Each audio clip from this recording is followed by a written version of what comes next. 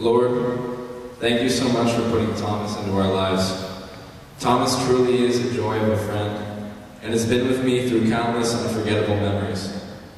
Thomas's great personality and genius witty humor make him the kind of person you don't easily forget. And I'm very lucky to have been able to call him a close friend for these past 6 years.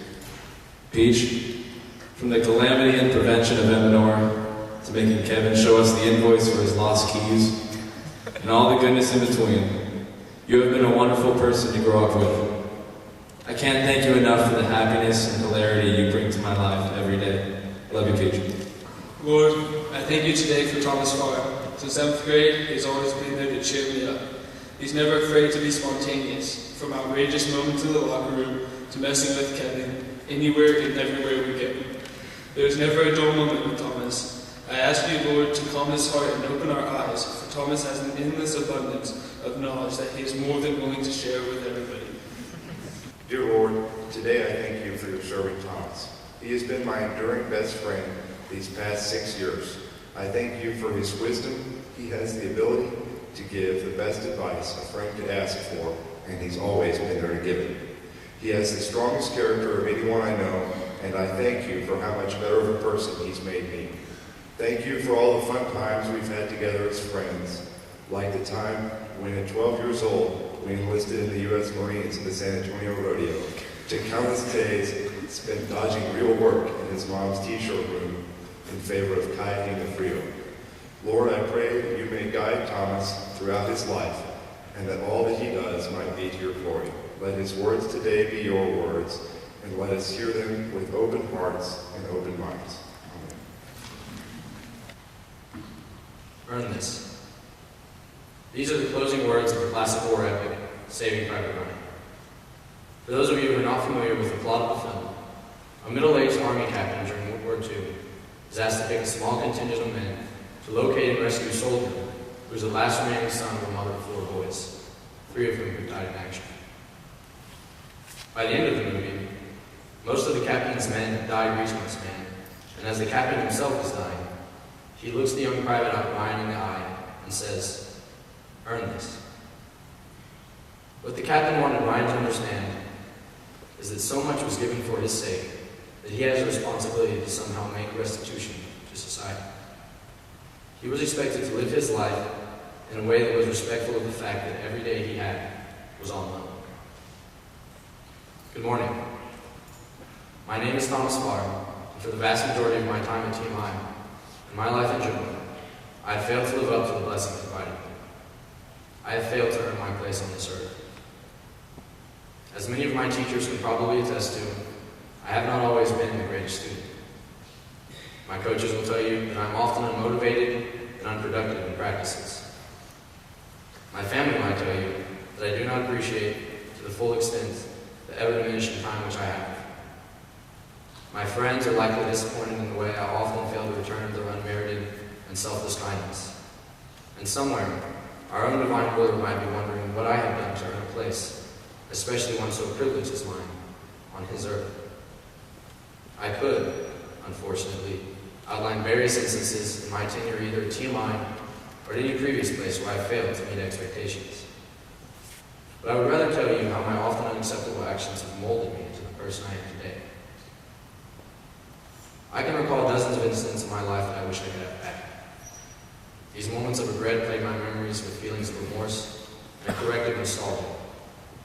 I'm sure there are many of you that have the same sort of feeling. But as Coach Gertz and Coach Kerman so aptly remind the football team every Saturday morning, it's in the past now, boys. What matters from here on out is what you do next week. All of my mistakes, much like yours, are now beyond my control. This does not mean they are useless. On the contrary, these missteps are more precious to me now than they've ever been before. Mistakes happen so that we can learn from them. It is impossible to think a man can scale Everest without ever stumbling or having to reroute at some point. The same applies to our lives.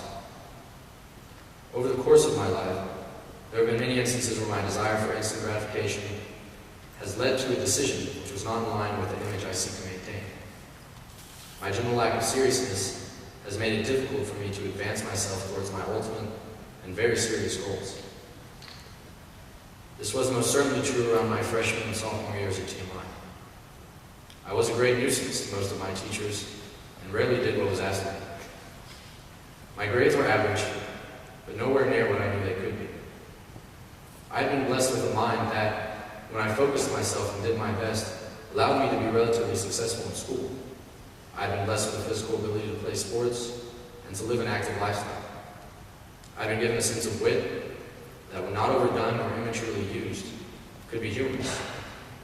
Yet my own arrogance in many of these areas had also been my greatest opposition. I had used my academic ability as an excuse to be lazy, to not apply myself, and to give a subpar effort. I had not given myself fully to the development of my own athletic abilities or to the betterment of my team on the field.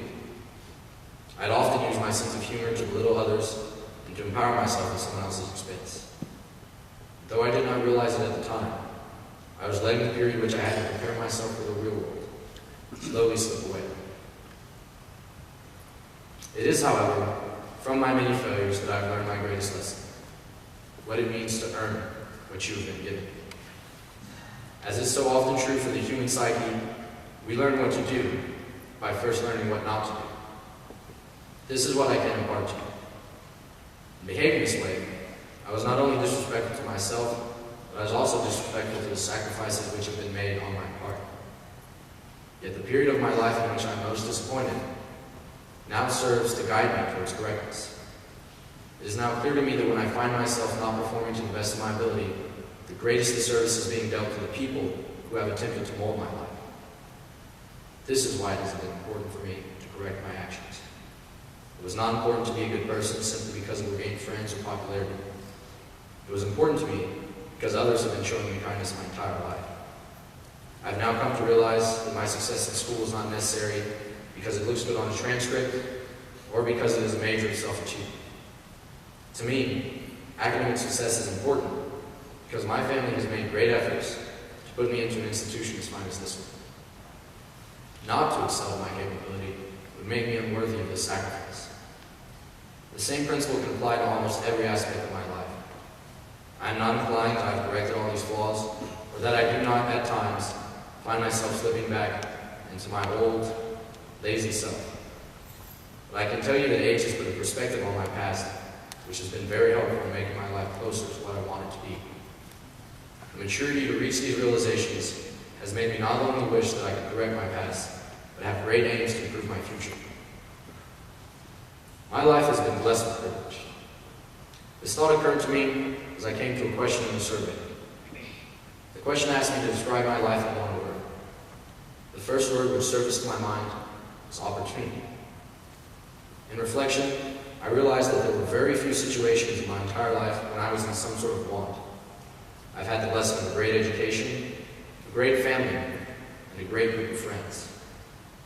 Every opportunity to nurture one's abilities and potential has been granted to me. As I reflected on this, I wondered what was expected in return. I asked myself what I owed in return for all of this. One of the core teachings of the Bible is the idea of using one's gifts or skills in service to others. Christ tells us that of he who has been given much, much will be expected. Regardless of your religious tradition, I'm sure you can understand why this is important. It is important because it provides an answer to that aching question: how do I earn all of this? Life has drawn a very easy, prosperous path for you, and whether or not you like it, this comes with great responsibility. The only way you can know that you deserve it is to do the same for others. This applies not only to your community, but to your family and friends. Seek to return the love and kindness which those around you provide every day. Remember that every minute you have is an opportunity to make yourself worthy of the sacrifices that have been made on your behalf. Students, my message to you today is simple. If you require motivation to make yourself want to excel, you need only look to those closest to you. Do not make the mistake that I have made of wasting a large portion of such great opportunity. Your family, like mine, has made an exceptional sacrifice on your behalf. Your lives are more blessed than the majority of the world. Be cognizant of the responsibility which all your blessings bear, and as you face the remainder of your time at TMI, earn this.